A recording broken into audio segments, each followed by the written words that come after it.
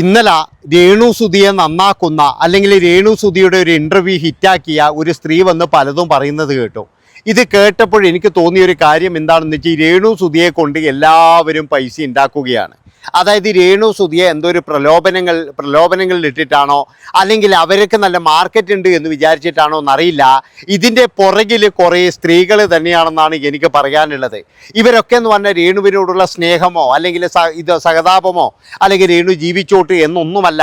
ഇതിൻ്റെ ഇടയിൽ കൂടി നമ്മൾക്ക് എന്തെങ്കിലും ഒരു ചില്ലറി ഉണ്ടാക്കാൻ കഴിയുമോ, ഇതിൻ്റെ ഇടയിൽ കൂടി നമ്മൾക്ക് എന്താണ് ഉണ്ടാക്കാൻ കഴിയുക എന്നുള്ള തരത്തിൽ കുറേ ആൾക്കാർ ചേർന്ന് രേണുവിനെ വിറ്റ് ജീവിക്കുക എന്നൊക്കെ പറയുന്നില്ലേ.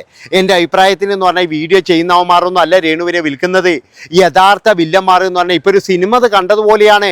ഇതിൻ്റെ അകത്തുള്ള യഥാർത്ഥ വില്ലന്മാർ എന്ന് പറഞ്ഞു കഴിഞ്ഞാൽ രേണുവിൻ്റെ അപ്പുറത്തും ഇപ്പുറത്തുമുള്ള ചില സ്ത്രീകളാണ്. അതാണ് നിങ്ങൾ ഓർമ്മ വെക്കണം. നിങ്ങൾ അതായത് ഇവർക്കൊക്കെ എന്ന് പറഞ്ഞു കഴിഞ്ഞാൽ അന്താരാഷ്ട്ര ലെവലിൽ വരെ വലിയ പരിപാടിയുണ്ട്.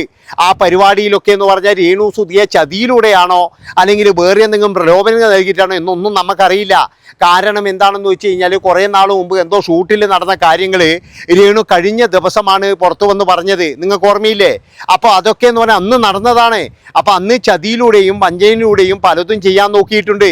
അതുപോലെ തന്നെ ഇപ്പോഴും വിദേശത്ത് പോകുന്നതും അവിടെ എന്തെങ്കിലും ചതിയിൽപ്പെട്ടതാണെങ്കിൽ ഒരു 2-3 മാസം കഴിഞ്ഞാൽ രേണു അത് കൃത്യമായിട്ട് തുറന്നു പറയും. അതിൽ യാതൊരു സംശയവും വേണ്ട അവിടുന്ന്. അതാണ് നിങ്ങൾ മനസ്സിലാക്കേണ്ടത്. ഇപ്പോൾ അവരുടെ ആ ഒരു നന്മമാരായിട്ടോ അല്ലെങ്കിൽ അവരെ നന്മയിലെ ഭാഗത്തേക്കോ കൊണ്ടുവരാനൊന്നും അല്ല ഇവർ നിൽക്കുന്നത്. ഇവർക്ക് ഇതിൻ്റെ ഉള്ളിലൂടെ കുറച്ച് പൈസ ഉണ്ടാക്കണം എന്ന് കരുതിയിട്ട് തന്നെയാണ്. ഏതായാലും ആ ഒരു സംഭവവും കാര്യങ്ങളൊക്കെ നമ്മൾ കണ്ടു. ഇപ്പോഴും അതിൻ്റെ പേരിൽ കുറേ ആൾക്കാർ അടിയും പിടിയൊക്കെ നടക്കുന്നുണ്ട്. ഇതിനിടയിൽ കിച്ചു എന്ന് പറയുന്ന സുധിയുടെ ആദ്യത്തെ മകൻ, അവൻ ഇന്നലെ നമ്മളെ ഋതപ്പനെ കാണാൻ പോയിട്ടുണ്ടായിരുന്നു. അപ്പോഴാദ്യമൊക്കെ എന്ന് പറഞ്ഞാൽ നമ്മുടെ തങ്കൻ ചേട്ടൻ പറഞ്ഞു കൊണ്ടുപോകാൻ ഒക്കത്തില്ല എന്നൊക്കെ പറഞ്ഞു. ആദ്യം തങ്കപ്പൻ വിചാരിക്കേണ്ടത് എന്താണെന്ന് വെച്ച് കഴിഞ്ഞാൽ ആ ചെറുക്കൻ്റെ വീടാത് അത് മനസ്സിലാക്കുക. അതുകൊണ്ട് തന്നെ എന്ന് പറഞ്ഞാൽ അവിടുന്ന് ഓടി രക്ഷപ്പെടാൻ നോക്കുക. അല്ലാതെ ആ ചെറുക്കനോട് ഒക്കത്തില്ല എന്നൊന്നും പറയുകയല്ല വേണ്ടത്. കാരണം അവൻ അവിടെ താമസിക്കാനുള്ള എല്ലാ റൈറ്റ്സും ഉണ്ട്. അവിടെ ഇപ്പോഴും എന്ന് പറഞ്ഞു കഴിഞ്ഞാൽ വേറെ ആർക്കും താമസിക്കാനുള്ള ഒരു റൈറ്റ്സും ഇല്ല.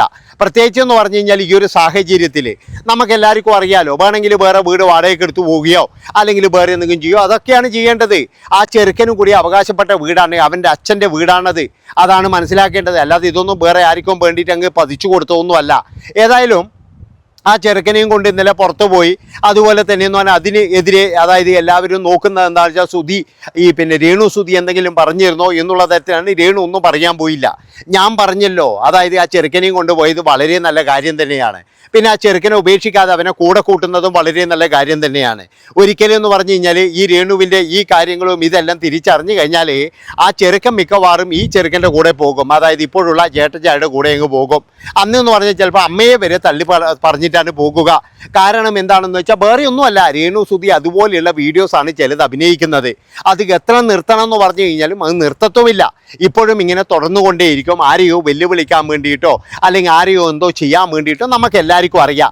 ഇവന്മാരുടെയൊക്കെ പൊതുവായിട്ടുള്ള കാര്യം എന്താ വെച്ചാൽ ഒന്ന് ഫെയിം ആകണം. പിന്നെ രേണുവിൻ്റെ പേരും വെച്ചിട്ടൊരു വീഡിയോ ഇറക്കി കഴിഞ്ഞാൽ നല്ല ഫെയിം കിട്ടും. അതുപോലെ തന്നെ അതിൻ്റെ കൂടെ നല്ല ക്യാഷ് കിട്ടും. ഇവന്മാർക്ക് കൃത്യമായിട്ട് അറിയാം. പിന്നെ എന്ന് പറഞ്ഞു കഴിഞ്ഞാൽ ഒരുപാട് തെറിവിളികളും കാര്യങ്ങളും ഒക്കെ കിട്ടും. ഇനി വേറെ എന്ന് പറഞ്ഞു കഴിഞ്ഞാൽ ഇവരെ കൊണ്ടുവന്നിട്ട് വേറെ എന്തെങ്കിലും തരത്തിൽ അഭിനയിപ്പിച്ച് കഴിഞ്ഞാൽ അതിൻ്റെയും ലാഭം കിട്ടും എന്നുള്ളത് തന്നെയാണ് ഇവന്മാരുടെയൊക്കെ ലക്ഷ്യം എന്ന് പറഞ്ഞാൽ. അല്ല നമ്മൾ വിചാരിക്കുന്നത് പോലെ എന്ന് പറഞ്ഞു കഴിഞ്ഞാൽ രേണുവിനെ അങ്ങ് നന്നാക്കാനോ അല്ലെങ്കിൽ രേണു വലിയ നടിയായതുകൊണ്ടോ അല്ലെങ്കിൽ രേണു ഭയങ്കര ഇതായതുകൊണ്ടോ ഒന്നുമല്ല. പിന്നെ ഞാൻ പറഞ്ഞല്ലോ, എല്ലാവരും എന്തിനാണ് രേണുസുധിയുടെ പുറകെ നടക്കുന്നത്? അത് കൊല്ലം സുധി എന്ന് പറയുന്ന ഒരു കലാകാരൻ്റെ ഭാര്യ ആയതുകൊണ്ട്. അതുമാത്രവുമല്ല, ഞാൻ ഭയങ്കര സംഭവമാണ് അല്ലെങ്കിൽ ഞാൻ ഇങ്ങനെയൊന്നും അഭിനയിക്കാറില്ല എന്ന് പറയുന്നത് കൊണ്ട്. ഇപ്പം നമ്മളെല്ലാവരും ഓരോരോ വീഡിയോസിൽ കാണുന്നില്ലേ. എൻ്റെ ഒരു അഭിപ്രായം ഞാൻ സപ്പോർട്ട് ചെയ്തൊരു വ്യക്തി ആയതുകൊണ്ട് തന്നെ പറയുകയാണ്, രേണു അഭിനയിക്കുന്ന ആൽബങ്ങളായാലും വീഡിയോസ് ആയാലും വളരെ മോശം തന്നെയാണ്. ഒരു കാരണവശാലും നമ്മൾക്ക് കുട്ടികളൊന്നുമായിട്ട് കാണാൻ പറ്റാത്ത വീഡിയോസ് തന്നെയാണ്. കാരണം ഇത്രയും പോലെയുള്ള മുറിയൻ ഡ്രസ്സ് ഇട്ടിട്ട് ആരെ കാണിക്കാൻ എങ്ങനെ കോപ്രായം കാണിക്കുന്നത്? അതാണ് എനിക്ക് മനസ്സിലാക്കാത്തത്. ആർക്കോ വേണ്ടിയിട്ട് അല്ലെങ്കിൽ എന്തോ വേണ്ടിയിട്ട് ജനങ്ങളോടുള്ള ശത്രുതയാണോ അല്ലെങ്കിൽ അവരുടെ വീഡിയോ ചെയ്യുന്നവരുടെയുള്ള ശത്രുതയാണോ അല്ലെങ്കിൽ മറ്റു പലതിനോടുള്ള ശത്രുതയാണോ എന്നറിയില്ല. എന്തൊക്കെയായാലും അവരെ പറഞ്ഞു തിരുത്താനോ അവർക്ക് വേണ്ട ഉപദേശങ്ങൾ കൊടുക്കാനോ ആ വീട്ടിലും ആരുമില്ല, ആ നാട്ടിലും ആരുമില്ല, അതുപോലെ തന്നെ അവരുടെ കൂട്ടുകാരുമില്ല. ആകെ കൊടുക്കുന്നതെന്ന് പറഞ്ഞു കഴിഞ്ഞാൽ കുറേ ആൾക്കാർ ഇങ്ങനെ കളിയാക്കിക്കൊണ്ടുള്ള വീഡിയോ ആണ്. അതുപോലും അവർ നല്ല രീതിയിൽ എൻജോയ്മെൻറ്റ് ചെയ്യുന്നുണ്ട് എന്നാണ് എനിക്ക് തോന്നുന്നത്. പോകുന്നത്. ഞാൻ പറഞ്ഞല്ലോ, അവർക്ക് വേണ്ടതെന്ന് പറഞ്ഞാൽ നെഗറ്റീവ് പബ്ലിസിറ്റിയാണ്. അല്ലാതെ എന്ന് പറഞ്ഞാൽ അവർക്കൊരു വിധവേൻ്റെ കാർഡോ അല്ലെ വേറൊരു കാർഡോ ഒന്നുമല്ല. അവർക്കിപ്പോഴും വേണ്ട ഒരു നെഗറ്റീവ് പബ്ലിസിറ്റിയിലൂടെ അങ്ങ് വലുതാകണം എന്നുള്ള തരത്തിൽ തന്നെയാണ്. പിന്നെ മറ്റൊരു കാര്യം എന്ന് പറഞ്ഞാൽ ഞാൻ പറഞ്ഞല്ലോ, ആ ചെറുക്കൻ ഇപ്പോഴും കൂട്ടിയിട്ട് ലുലു മാളിലും അവിടെ ഇവിടെയൊക്കെ പോയത് നല്ലതാണ്. കാരണം എന്താണെന്ന് വെച്ച് കഴിഞ്ഞാൽ ഒരു കാലത്ത് ഈ ചെറുക്കൻ എന്ന് പറഞ്ഞു കഴിഞ്ഞാൽ ചിലപ്പോൾ ഈ ചെറുക്കന് പോലും നാണക്കേട് തോന്നും. അതായത് അവൻ്റെ അമ്മയെ ഓർത്തിട്ട് നാണക്കേട് തോന്നും. കാരണം എന്താ, ഈ ചെറുക്കൻ വളർന്നു കഴിഞ്ഞാൽ പലരും ഇവനോട് ചോദിക്കും, എടാ നിൻ്റെ അമ്മ രേണു സുധിയല്ലേ, അല്ലെങ്കിൽ നിൻ്റെ അമ്മയുടെ ഇത് കണ്ടോ നീ, വീഡിയോ കണ്ടോ നീ. അപ്പോഴൊക്കെ ഇങ്ങനെയുള്ള കോപ്രായങ്ങളൊക്കെ നെറ്റിൽ ഇങ്ങനെ തന്നെ ഉണ്ടാകും. അതെന്ന് പറയുന്നത് ഈ ചെറുക്കൻ കണ്ടു കഴിഞ്ഞാൽ അത് വലിയൊരു അപകടം തന്നെയാണ്. ആ ചെറുക്കന് നല്ല രീതിയിൽ അത് ഭയങ്കരമായിട്ടുള്ള നാണക്കേടിൽ വരുത്തും. അപ്പോൾ ഇതൊക്കെ ആലോചിക്കാതെയാണ് ഈ സ്ത്രീയും ഈ സ്ത്രീയുടെ വീട്ടുകാരും ഇവരെല്ലാവരും കൂടി ചേർന്ന് ഇതിന് ഭയങ്കരമായി കയ്യടി സപ്പോർട്ട്. ഒരു മനുഷ്യന് 2 പേർക്ക് ജീവിക്കാൻ എന്താണോ വേണ്ടത് അത് നിങ്ങളൊന്ന് പറ. ഒരു 15,000 രൂപയുണ്ടെങ്കിൽ നമ്മളെ നാട്ടിൽ ഒരു അമ്മയ്ക്കും ഒരു മകനും സുഖമായിട്ട് ജീവിക്കാം. അതുപോലെ തന്നെ എന്ന് പറഞ്ഞു കഴിഞ്ഞാൽ ഇനി സോഷ്യൽ മീഡിയയിലാണെങ്കിൽ തന്നെ അവർക്ക് ഇഷ്ടമുള്ള വീഡിയോസും കാര്യങ്ങളൊക്കെ എടുത്തു കഴിഞ്ഞാൽ അവർക്ക് നല്ല ഇത് കിട്ടും. പിന്നെ എന്ന് പറഞ്ഞാൽ ബിഗ് ബോസ് നിന്ന് അവർക്ക് നല്ല രീതിയിലുള്ള ഒരു ഇൻകം കിട്ടിയിട്ടുണ്ട്. അതൊക്കെ ബാങ്കിലിട്ട് കഴിഞ്ഞാൽ അതിൻ്റെ പലിശ കൊണ്ട് തന്നെ അവർക്ക് ജീവിക്കാം. ഇങ്ങനെയുള്ള സൗകര്യങ്ങളും കാര്യങ്ങളൊക്കെ ഉണ്ടായിട്ടും ഇവർ പിന്നെയും ഇതുപോലെയുള്ള കോപ്രായങ്ങൾക്ക് പോകുന്നത് എന്തിനാണെന്ന് എനിക്ക് മനസ്സിലാകുന്നില്ല.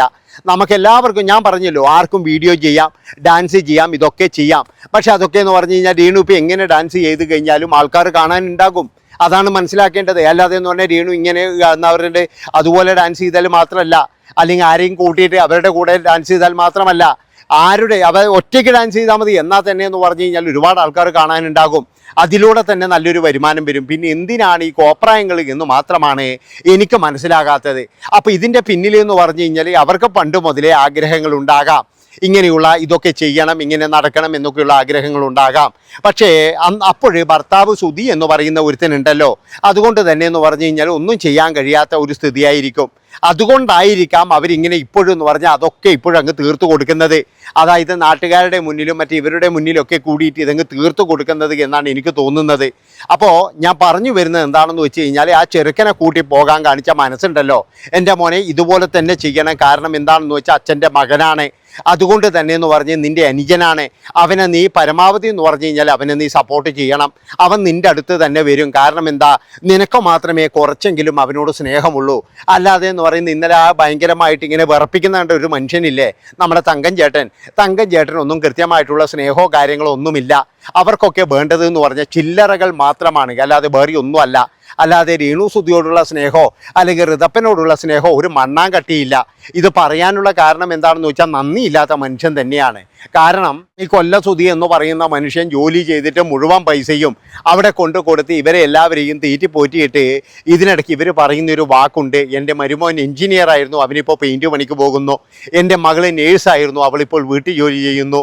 അല്ലെങ്കിൽ എൻ്റെ എന്താണ് മകള് മറ്റേ എയർ ഹോസ്റ്റസ് ആയിരുന്നു, അവളിപ്പോഴ് ഡാൻസ് ചെയ്യുന്നു എന്നൊക്കെ പറഞ്ഞിട്ട് ഇതൊക്കെ നമ്മൾ കണ്ടു. കാരണം അത് തന്നെയാണ് നന്ദിയില്ലായ്മ എന്ന് പറയുന്നത്. കാരണം ഈ കൊല്ലസുധി എന്ന് പറയുന്നവൻ അയാൾക്ക് വേണ്ടിയിട്ടൊന്നും സമ്പാദിച്ചില്ല. അയാൾ വിചാരിച്ചത് ഇവരെല്ലാം നല്ലവരാണ്, കണ്ണും പൂട്ടി അങ്ങനെ വിശ്വസിച്ചു. ഇപ്പോഴേ ഒന്നുമില്ലാതായത് എന്ന് പറഞ്ഞാൽ അയാളുടെ മകന് മാത്രമാണ്. അതുകൊണ്ടാണ് ഞാൻ പറയുന്നത്, ആ വീട്ടിൽ നിന്നും ഓടിപ്പോകുക ഇവരെല്ലാം. അത് കഴിഞ്ഞ് ആ ചെറുക്കനോ അവരൊക്കെ സന്തോഷകരമായി ജീവിക്കട്ടെ. അതുപോലെ തന്നെ എന്ന് പറഞ്ഞാൽ ഋതപ്പന ഒരിക്കലും അവിടുന്ന് വേർപ്പെടുത്തരുത് എന്നാണ് എനിക്ക് പറയാനുള്ളത്. നന്ദി, നമസ്കാരം. ഹൈപ്പ് ചെയ്യാൻ മറന്നുപോലെ.